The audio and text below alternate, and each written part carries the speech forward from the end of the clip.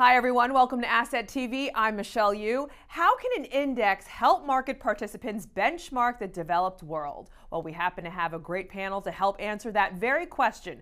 Joining me today are John Welling, head of global equity and thematic indices at S&P Dow Jones Indices, and Anu Ganti, S&P DJI's head of U.S. index investment strategy. And today we're discussing the S&P World Index, its coverage and usage, its history, and why it continues to be a tough index for actively managed funds to beat. And I'm going to start with a very basic question and ask why the S&P World Index is often referred to as an everything in one index. John and Anu, welcome. John, I would love to start with you. Thanks, Michelle. So the S&P World Index was launched in 2009, and since then it has provided investors with a robust tool for comprehensive market analysis and informed decision making. The index captures constituents from 24 developed markets across the world. And within those 24 developed markets, it captures about 85% of float market cap in each of those. So think it covers large caps and mid caps. So quite comprehensive and accessible exposure. It's designed to represent the market performance of those economies in aggregate and gives insights into country and sector specific trends. So many would kind of think of the first case usage as kind of moving away from home bias. So, if you think of yourself as a US-based investor, you might think of the S&P 500 while moving away from, sort of the home bias and expanding and extending your exposure reach to beyond your home exposure area. The S&P World would help you achieve that.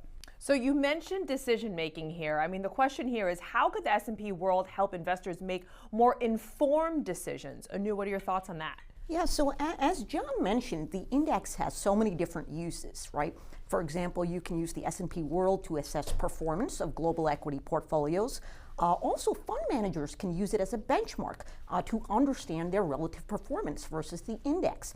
Also, the index can be used for development of financial products like ETFs and mutual funds, for example. And finally, it's so timely to think about risk management when thinking about sector trends and trends in these developed markets. So the index can be used for risk mitigation strategies as well. So there's so many different uses for this index in this climate. Yeah, so I think something our audience wants to know is how does the S&P World Index really help market participants navigate today's large, complex, and rapidly changing investment universe? John, what are your thoughts on that? Yeah, Michelle. So, just for a little bit more context, I mentioned the launch of the S&P World Index since 2009. This benchmark also builds on the legacy of an even kind of longer legacy of the S&P Global BMI. The broad market index, which was launched in 1989 and has about 15,000 companies with about $1.2 trillion in AUM in related benchmarked assets. So as Anu was talking about, these assets, there's quite a bit of tracking of this index. So I would just say, in terms of, the rapidly changing environment, that question is on our minds. Markets evolve, but the index tends to evolve with it and provide the exposure needed. So the S&P World Index, takes into account, maybe not all 15,000 of those. It's closer to about 1,500 companies within 24 developed markets. But you can then take a look at sector exposures, and there's an important aspect of using the GICS structure. The Global Industry Classification System, which is flexible and evolves with the types of companies and exposures in the index. So the S&P World Index covers over 300 GICS sub-industries. So you can really go and see what your performance is doing, in relation to each of those sectors and, kind of the more, rapidly moving investment areas.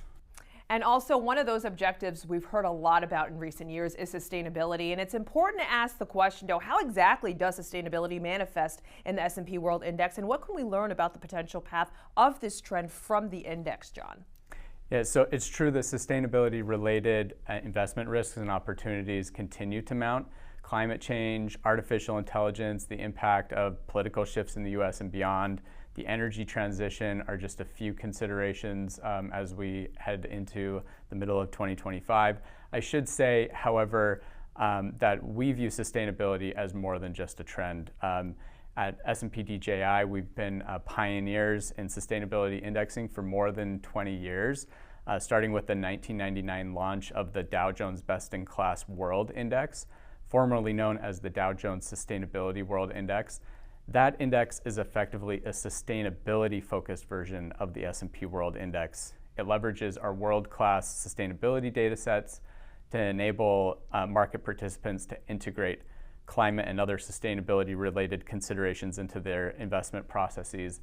This benchmark, along with many others, allow a variety of perspectives on sustainability and the various transitions that we're going through. Now, similarly, there is increasing attention given to index governance, and the question here is, how is the S&P World Index part of S&P DJI's commitment to following these types of best practices, John? So actually, a heightened focus on governance is a good thing for investors everywhere, especially in volatile and changing markets like today's. As markets evolve, we are seeing stricter regulations and more demanding disclosure requirements. Thus, companies and indices alike must adhere to higher standards of governance. Because we prioritize transparency, independence, and integrity, the S&P World Index remains steadfast as a reliable and accurate benchmark. Its methodology is reviewed regularly, it's transparent, it's rules-based. We have independent oversight committees and various review processes. And as a co-founder of the Index Industry Association, we at S&P DJI adhere to industry best practices and changing regional regulatory standards. So stricter regulations and focus on governance is just business as usual for us. I want us to pivot now and talk a little bit about performance at high level. And how does S&P DJI assess performance of actively managed funds relative to the S&P World Index? And what insights can you share based on these analyses? Absolutely. So since 2002, we've been producing the SPIVA scorecards, which stand for S&P Indices versus Active. We've been producing this in the U.S. for more than 20 years. We've expanded all around the world. And in our mid-year scorecard, we actually showed one consolidated global update.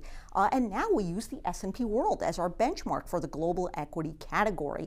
So it's very interesting to see these cross-regional comparisons. And what we found is that a majority of global equity funds underperformed across regions. If you think about Japan, Australia, Canada, the US, for example. And 2024 was no exception. We saw that 84% of US domiciled funds underperformed. And if you look at Europe, 91% of them underperformed. It was the highest ever, which was pretty interesting. The SPIVA data, Anu, shows it has been hard for active managers to beat the S&P World Index, but why do you think that is, and what is the role of the current market concentration? What do you think about that? Yes, it's so timely, and one of the concerns right now is market concentration concerns with the outperformance of large caps. If you think about technology, if you think about the Magnificent Seven, it can be tougher for active managers to overweight those large cap names. In the U.S., we see that 89.5% of large cap funds underperformed the S&P 500 over a 15-year period. Now let's look globally. We see very similar concentration trends globally as well, with 92.5% of global funds underperforming the S&P World. Now, it's important to step back and see that concentration trends can manifest at a country level as well. So if we look at the U.S. has outperformed for more than a decade now. And if you look at the underperformance rates of these global equity managers, perhaps a headwind may have been that they were underweight the U.S. and more focused on their local opportunity set, particularly for the non-U.S. domiciled ones. So it's important to keep those home biases in mind that John was alluding to earlier. Anu, you're always a financial encyclopedia. Thank you so much for being here. As always, John, great to see you as well. Thank you so much, both of you, for your great insight. And to learn more about the S&P World Index and why it is so relevant in today's concentrated markets, please visit us at the link below. And that'll do it for us right now on Asset TV. I'm Michelle Yu. See you next time.